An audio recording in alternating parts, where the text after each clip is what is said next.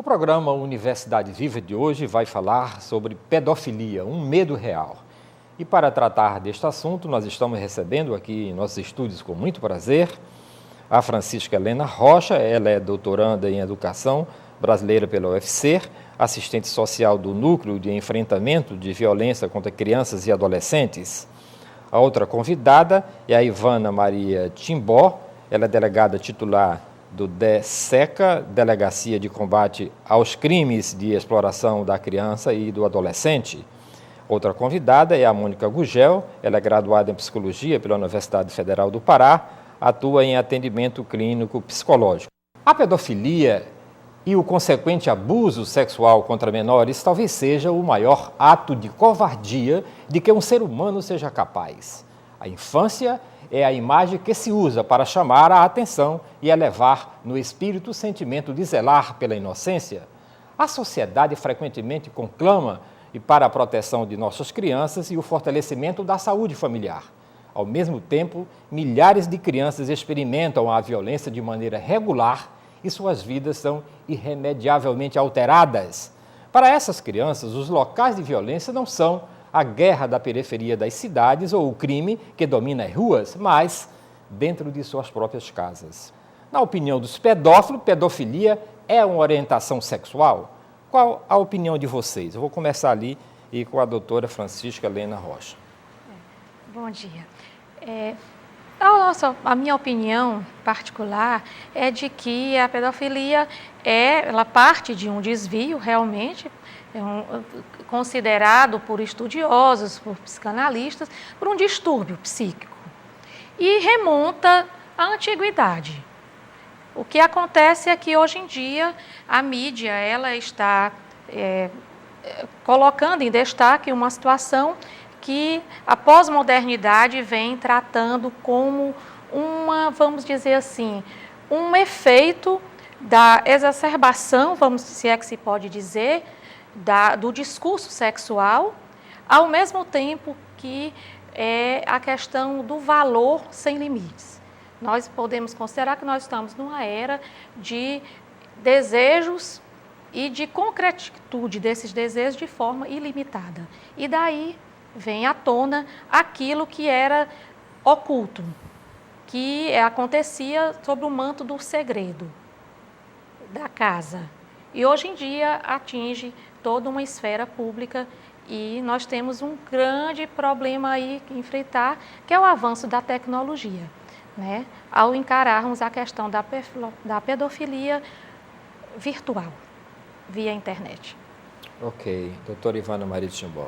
Bem, devo concordar que a pedofilia realmente é um distúrbio que o agressor, o ofensor, deverá ser tratado à luz da psicologia, à luz da psicanálise e os casos, como já se reportou a entrevistada anterior, realmente tendem a crescer, porque a mídia tem dado um grande destaque, e é um destaque que realmente tem que ser dado, porque a pedofilia ocorre no interior das residências, no interior dos lares, nos locais assim, realmente que nem se imagina.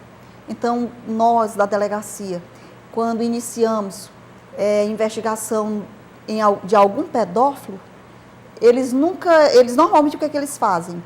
Eles alugam flats, apartamentos, em locais distantes dos familiares dele, para que a própria família dele, do pedófilo, não tenha nenhuma ideia de que ali se trata de um pedófilo, de que entre a família dele existe um pedófilo. Então, é uma das grandes características assim, do modus operandi assim, do pedófilo, é ficar em algum local onde jamais se imagine.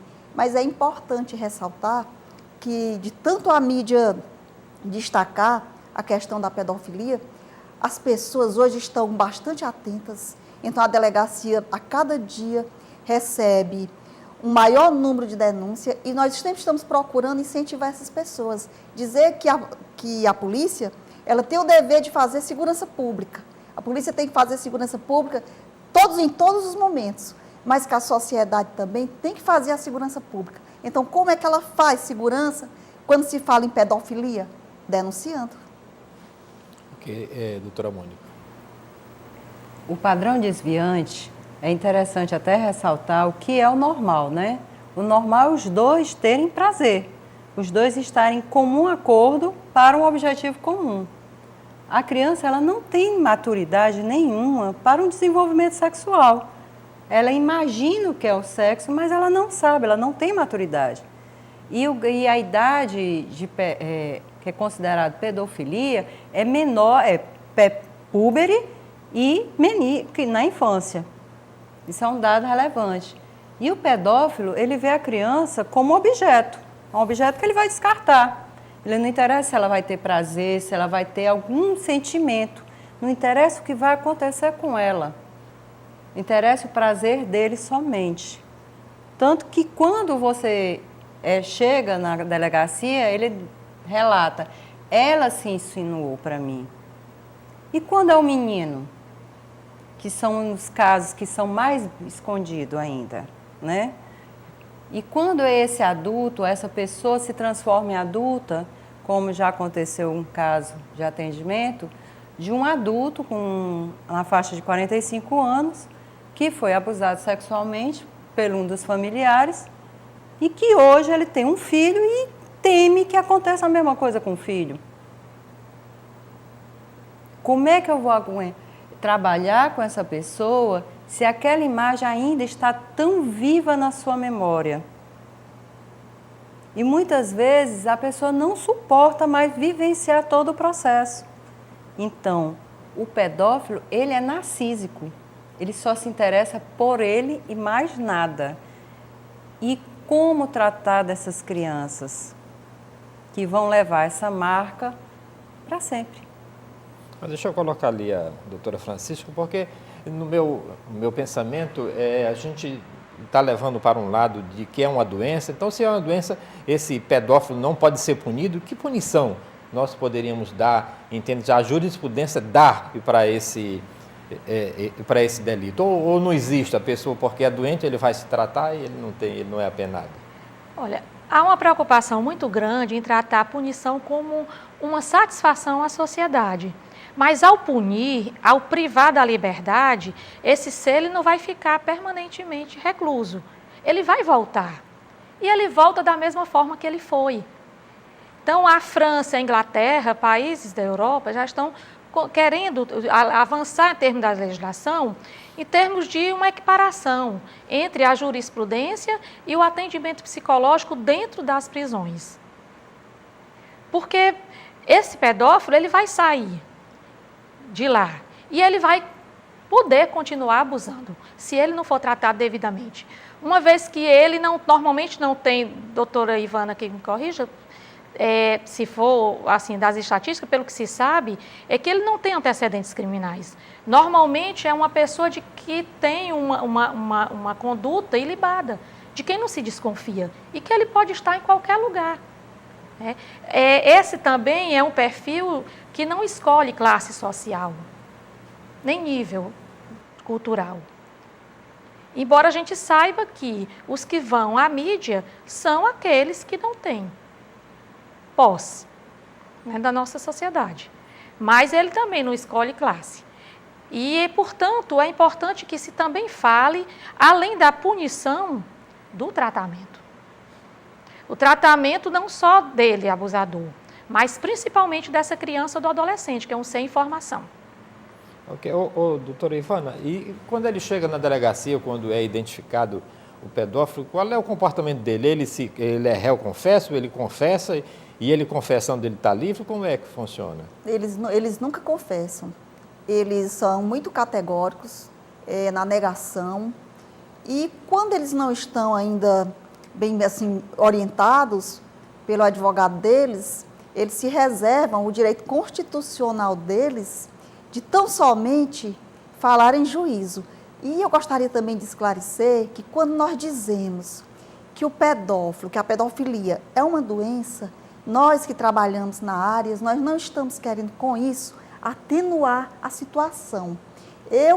Pelo menos o meu entendimento, é que ele deve ser severamente punido. Eu vejo o pedófilo como um ser nocivo às crianças, aos adolescentes. Eu o vejo como realmente um ofensor, mas ele realmente tem que ser tratado, porque ele não vai ficar realmente eternamente preso, mas que tem que ser punido rigorosamente, tem que ser punido.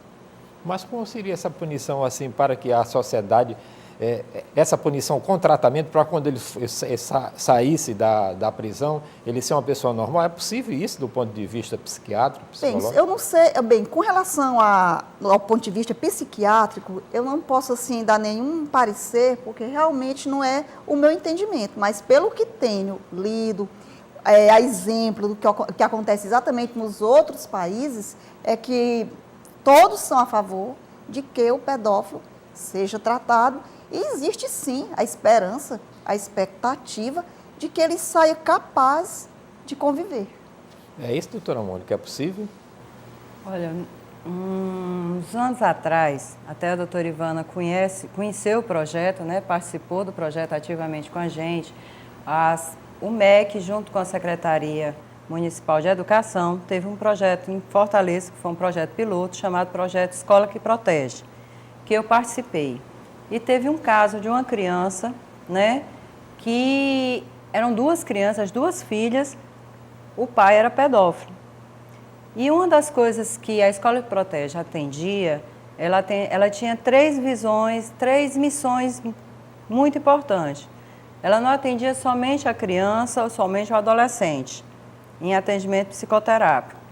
Ela atendia a família e o pai ou a mãe, e mostrava na escola como identificar. Nós tivemos esse caso e ele não abusava, porque o pedófilo ele pode chegar, ao menos ele acariciar o corpo ou pedir para a criança acariciar e com isso ele ter desejos sexuais até ter a penetração. Pode ser peniana, pode ser por um objeto, pode ser pelo dedo. Então, vários tipos, tem várias graduações desse tipo de desvio de padrão sexual. É um desvio do padrão, tá certo? Então, esse pai, quando a gente olhava, uma das coisas que era mais interessante, ele queria saber quem eram as psicólogas que tratavam da filha. Porque o jogo dele era muito interessante. Uma o acariciava e a outra ficava olhando. E aqui ficava olhando, ficava com inveja da irmã, porque ela está sendo tratada diferenciada. E a outra se achava, não, o papai me ama muito. Então, como desfigurar isso na cabeça da criança?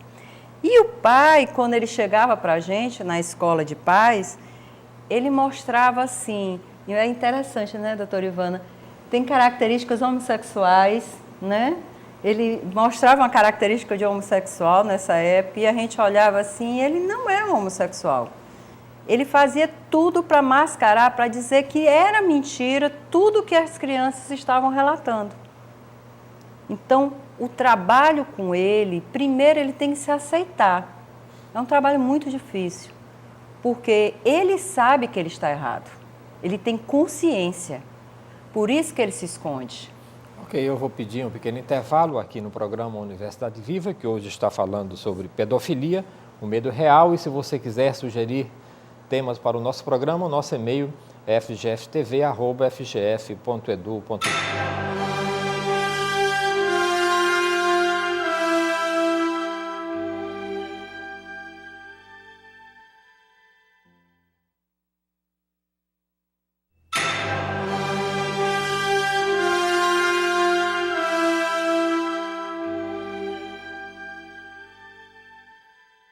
O programa Universidade Viva está de volta. Hoje nós estamos falando sobre pedofilia, um medo real.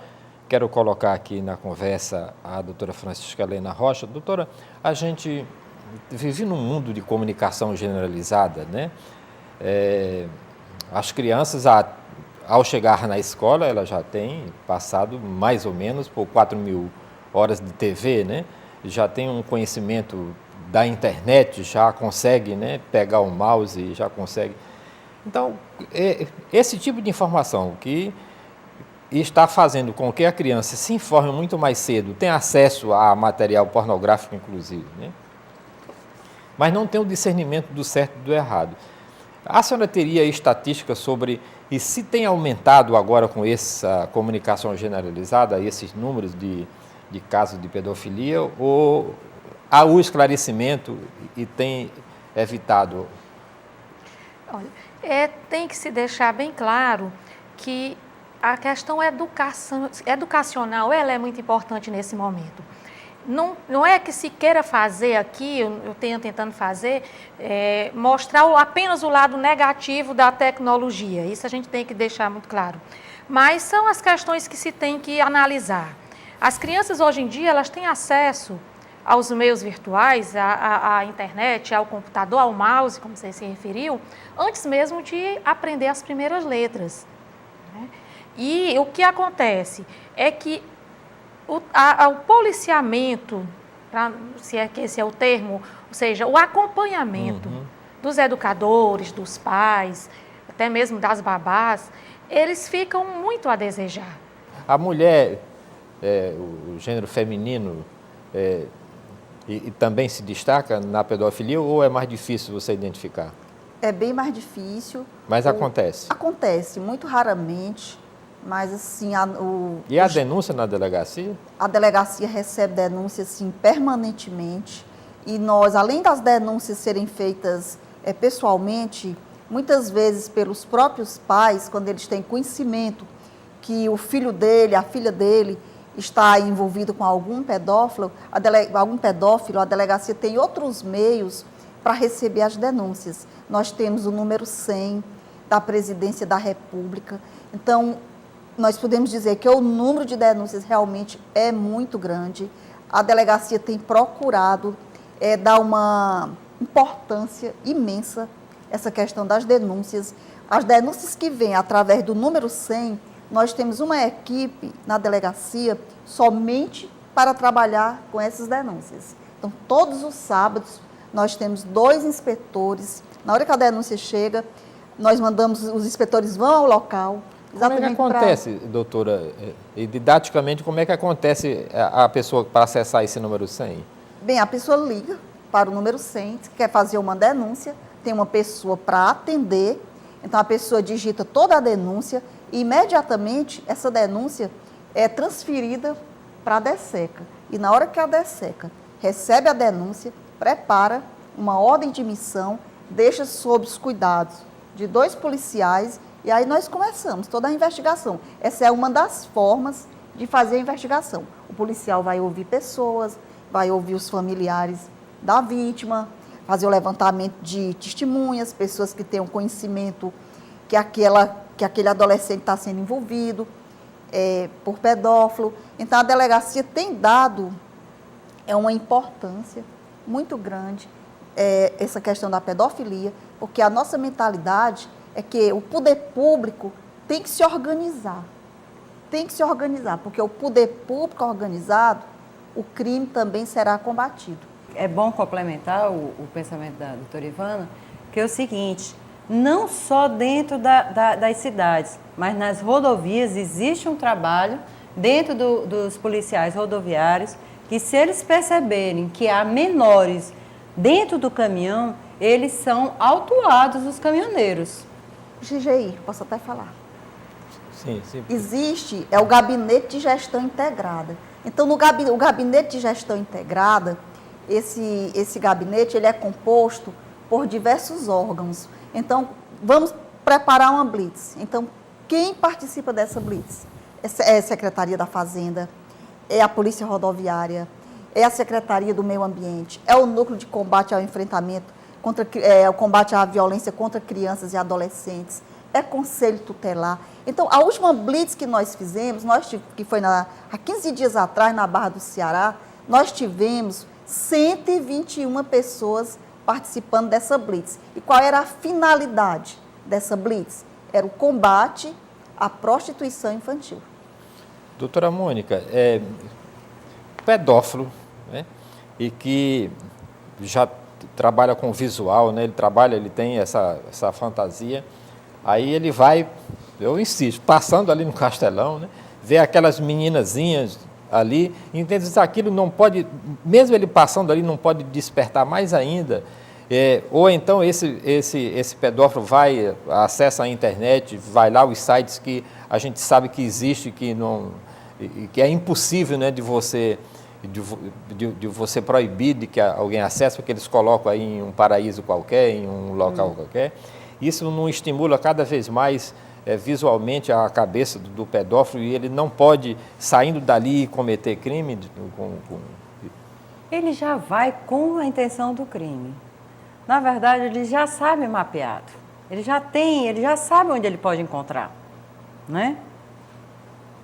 E ainda tem uma coisa engraçada. Mas como é a cabeça desse pedófilo? A cabeça do pedófilo, ele é incapaz, ele é imaturo de ter relações sexuais com uma mulher normal. Mas ele sabe que ele é doente? Ele sabe, tem consciência disso. Ele tem consciência disso. Ele sabe o que ele está fazendo. Ele sabe que ele só sente prazer com crianças. Tem pedófilos que só sentem prazer com crianças pequenas. Na década de 80, houve 10 crianças, meninos, na cidade de Altamira, que além de serem abusados, eles eram mortos para não ser identificado. Então, ele tinha consciência do que ele estava fazendo. Queria colocar a doutora Francisca Helena Rocha aqui na conversa. Doutora, no seu trabalho, a experiência que a senhora tem, qual o caso assim que mais chocou a senhora nesse seu trabalho Eu trabalhei há 10 anos atrás com histórias de vida na minha dissertação de mestrado, com 10 adolescentes vítimas de exploração sexual na Avenida Beira-Mar. E dentre as histórias, a que mais me chocou foi de uma criança de 10 anos de idade que havia perdido a sua virgindade aos 8. E quando eu perguntei para ela qual era o grande sonho da vida, era de ter uma bicicleta. Né? Um objeto que ela não tinha tido na infância o acesso. Doutora Ivana, na sua experiência na delegacia, a senhora também deve ter encontrado casos que tenha chocado a senhora. Geralmente a mãe está sempre do lado da filha ou a mãe sempre, algumas vezes também está contra? Bem, olha, por ser delegada há 28 anos, eu pensava que já tinha imunidades, que não ia mais me chocar quando recebesse as ocorrências. Mas no ano passado eu fiquei bastante chocada quando eu me deparei com uma menina de apenas 12 anos, lá na delegacia, uma menina ainda raquítica, com um bebê no colo. Eu pensei até que aquele bebê fosse irmão da menina, mas quando eu fiz a entrevista, a menina, ela me falou que era dela, a criança e o pai era o pai dela. Então eu fiquei bastante chocada com a situação, assim, a tristeza dela, assim, no rosto dela, mas ela, assim, demonstrava, assim, um bom instinto maternal, a forma como ela colocava o bebê no colo. E eu fiz aquela pergunta clássica: você me dá esse bebê? Aí ela olhou para mim, assim, de forma, assim, bem madura, disse assim: por que eu vou lhe dar esse bebê? A mesma pergunta, a mesma coisa que você está querendo, foi o que a pediatra também quis, pediu à criança. Por quê? Se eu já passei por tudo isso, então agora eu vou criar, minha mãe já me prometeu que vai me ajudar a criar da criança, eu vou estudar e eu vou ficar com ela, eu não vou dar essa criança para ninguém. Doutora Mônica, como uma família pode identificar se a sua criança está sendo abusada? Dependendo da idade, pelo modo de andar. Interessante. A criança anda diferente, pelo sangramento. Em caso de meninas, ela tem mais sangramento. Em caso de meninos, ele tem ruptura anal e ele também tem várias incidências de hemorragia, também diarreia. O comportamento deles, E o comportamento, eles ficam mais medrosos, eles ficam mais tímidos, eles mais receosos. Quando ele vê o agressor, ele se afasta. Infelizmente, o nosso tempo está chegando ao fim e cada uma das senhoras tem 1 minuto para suas considerações finais. Eu vou começar ali com a doutora Francisca Helena Rocha. Eu gostaria de informar que a população deve ficar atenta.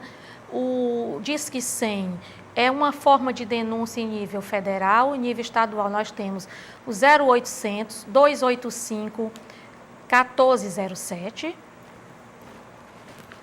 E as denúncias, elas são recebidas pelo Núcleo de Enfrentamento à Violência contra Criança e Adolescente. É um núcleo da Secretaria do Trabalho e Desenvolvimento Social do Estado do Ceará.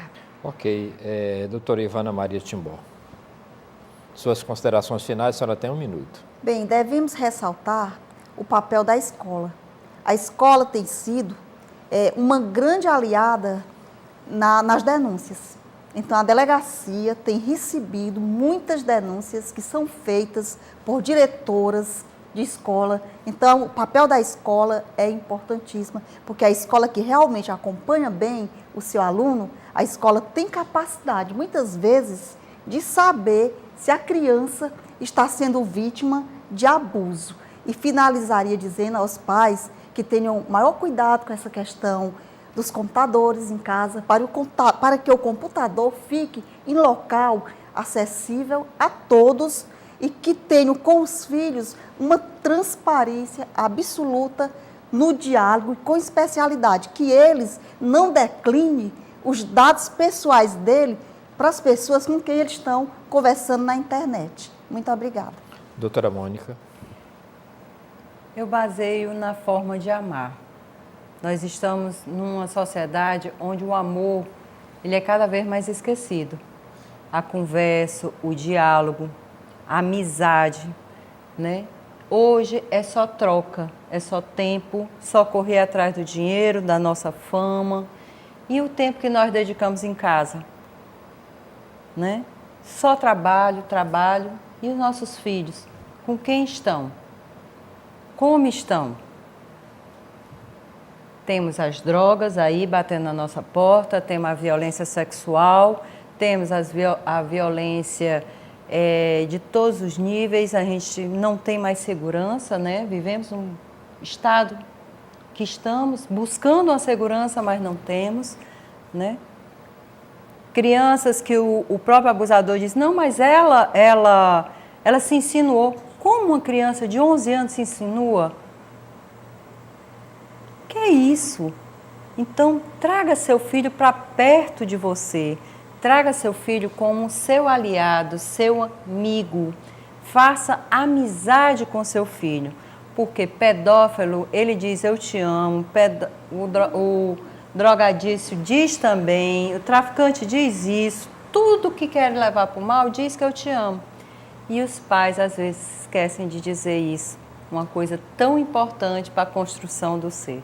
Ok, muitíssimo obrigado pela presença de vocês aqui no programa Universidade Viva, que volta na próxima semana com outro assunto de interesse da comunidade universitária e acadêmica aqui pela FGF TV, o seu canal universitário de Fortaleza.